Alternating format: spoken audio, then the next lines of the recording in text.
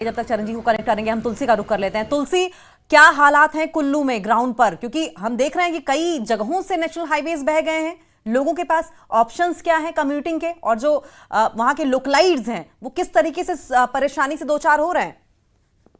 अंकिता, देखिए जिस तरह से भारी बारिश का दौर लगातार जारी है, उसके चलते कुल्लू जिला भर की अगर बात करें तो सबसे ज्यादा रौद्र रूप जो है वो ब्यास नदी का है। और ब्यास नदी के किनारों पर जगह जगह पर भारी तबाही हुई है, और जिसके चलते कुल्लू जिला की बात करें तो प्रशासन की तरफ से 8 से 10 जगहों पर लोगों को खाली करने के लिए जो है एहतियातन तौर पर उनको निर्देश दिए गए हैं।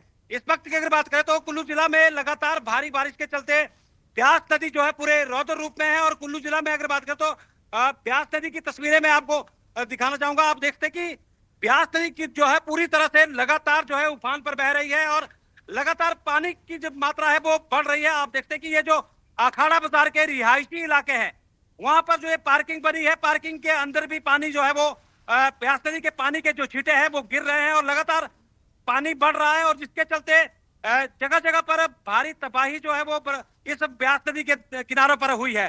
इसके अलावा ब्यास नदी पर बने हुए लगभग आधा दर्जन से अधिक जो पुल थे वो पूरी तरह से क्षतिग्रस्त हो गए हैं। और इस पूरी तबाही की अगर बात करें तो ये आप देखते हैं कि ब्यास नदी का जलस्तर लगातार बढ़ रहा है, और पूरे जो लोग हैं वो हालांकि आप देखते हैं कि ब्यास नदी के किनारे पर जो लोग रह रहे हैं वो हालांकि आप यहाँ पर बाहर निकलकर इस पूरे मंजर को देख रहे हैं, क्योंकि लगातार ब्यास नदी के जलस्तर में जिस तरह से बढ़ोतरी हो रही है उसके चलते लोग यहाँ पर दहशत में है, क्योंकि लगातार पानी बढ़ने से जो है जो ब्यास नदी के किनारे पर लोग रह रहे हैं उनको सबसे ज्यादा दिक्कतों का सामना करना पड़ रहा है। खासकर हमारे साथ कुछ लोग यहाँ पर है। जी, क्या नाम है सर आपका? बिहारी जी, क्या दिक्कतें क्या हो रही है, किस तरह से देखते क्या? पानी बढ़ रहा है यहाँ तो, बारिश बहुत ज्यादा है, प्याज का पानी बहुत ज्यादा हो गया है, और यहाँ तो लोगों को मुश्किल हो गया घरों के अंदर रहना।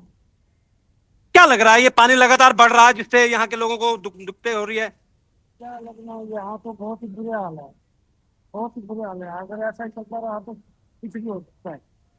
अंकिता, आप देखिए जिस तरह से कुल्लू जिला के मुख्यालय के साथ जो ये ब्यास नदी बह रही है, इसके किनारों पर जो लोग रह रहे हैं वो हालांकि यहाँ पर दहशत में है, क्योंकि लगातार जिस तरह से ब्यास नदी के पानी में जो बढ़ोतरी हो रही है, जगह जगह पर भूमि कटाव हो रहा है, उसके साथ साथ चंडीगढ़ मनाली नेशनल हाईवे जो है पूरी तरह से क्षतिग्रस्त हो गया है।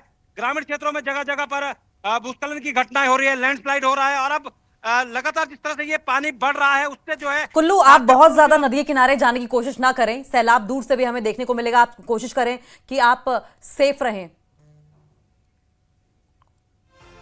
मुनेश्वर गौड़, विधायक मनाली, हमारे साथ जुड़ गए हैं। मुनेश्वर जी, सिचुएशन बहुत गर्म दिखाई दे रही है ग्राउंड पर, और ऐसे में लोगों की समस्याएं क्या हैं, आसमानी आफत किस तरह कहर बरपा रही है, और उसका सॉल्यूशन किस तरीके से आप कर रहे हैं सर, बताएं हमें।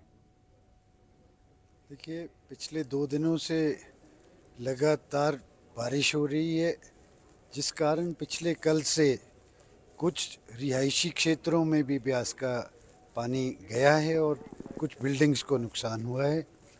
आज कुछ ब्रिजेस भी वॉश अवे हुए हैं, जिस तरह से ओल्ड मनाली का ब्रिज वॉश अवे हुआ है, कलात के पास एक ब्रिज था वो वॉश अवे हुआ है, और जो नगर के लिए जो रोड पतली कुल से जाती है उस ब्रिज के आसपास भी पानी ने ब्रीच कर दिया है।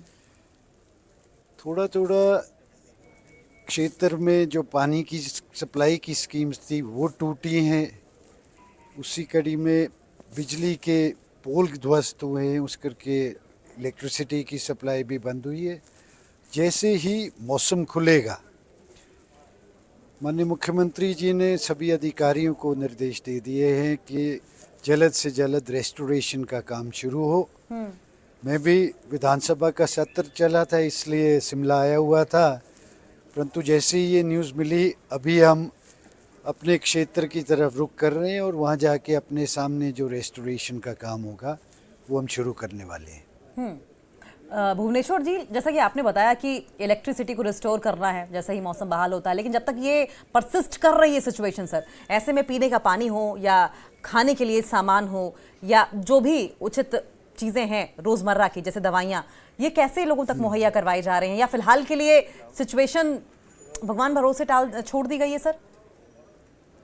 नहीं नहीं नहीं, ऐसा कुछ नहीं है। जो आप मेडिसिन की बात कर रहे हैं, हर जगह पे मेडिसिन की शॉप्स हैं हमारे यहाँ पे। ऐसा नहीं है। मनाली में हॉस्पिटल है, ब्रान में पीएचसी है, पतलीकूल में सीएचसी है, रायसन में सीएचसी है। ऐसा इतनी ग्रिम सिचुएशन नहीं है जो हमें लग रहा है। जो आप बात कर रहे हैं, ऐसा कुछ नहीं है। अभी तक पैनिक की कोई सिचुएशन नहीं है। हमारे जो सिचुएशन है ये अंडर कंट्रोल है। ऐसा कुछ नहीं है। हाँ, लेकिन सर तस्वीरें तो बेहद भयावह दिखाई दे रही हैं हमें। दूसरा सवाल मेरा आपसे ये भी है कि 2023 में जिस तरीके से त्रासदी आई थी कुल्लू मनाली में, उसके कंपैरिजन में आज की सिचुएशन को आप कैसे देखते हैं? और पहले जब आपदा आई थी और आज की सिचुएशन में पहले से क्या कुछ सीख कर आप ग्राउंड पर इंप्लीमेंट करेंगे? देखिए, इस बार जो सिचुएशन है, पानी की वॉल्यूम ज़्यादा है। और जहाँ तक आप बात कर रहे हैं, आपने क्या स्टेप्स लिए हैं, हमने जगह जगह पे फ्लड प्रोटेक्शन की वॉल्स लगाई हैं जो आज के समय में बहुत कारगर साबित भी हो रही है।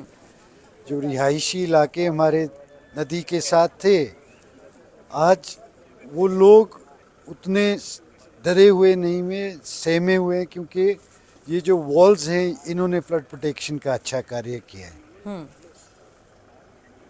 ठीक है जहाँ भुवनेश्वर जहाँ जी, पे वॉल्स नहीं लगी थी वहाँ के हमने वल्नरेबल पॉइंट्स को आइडेंटिफाई किया है और हम वहाँ भी जल्द ही ये काम करने जा रहे हैं।